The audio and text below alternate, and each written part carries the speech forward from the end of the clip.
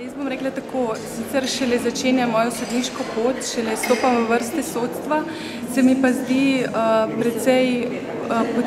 da ima vlada precej podcenjujoč odnos do sodne veje oblasti, ki v končni fazi gre za dve neodvisni veje oblasti, ki sta samostojni in bi mogli biti bolj uravnoteženi, kot to izhaja, kot to razvidno v medijih. Na kateri strani ste?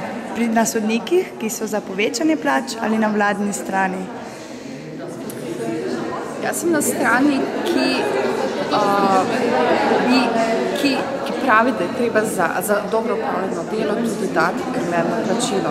Mislim, da bi to moralo biti večje plačilo.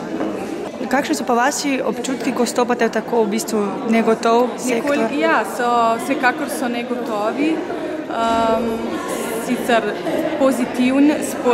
stopam pozitivno, je pa nekoliko negotovo. Ja, je ena mala nesigurnost, kar se tega tiče, ampak to je pravzaprav, ko vstopaš v sodniško funkcijo drugotnega pomena, ker prvo je, kako bomo opravljali svoje delo. Boste stavkali, če bo prišlo do stavke? Če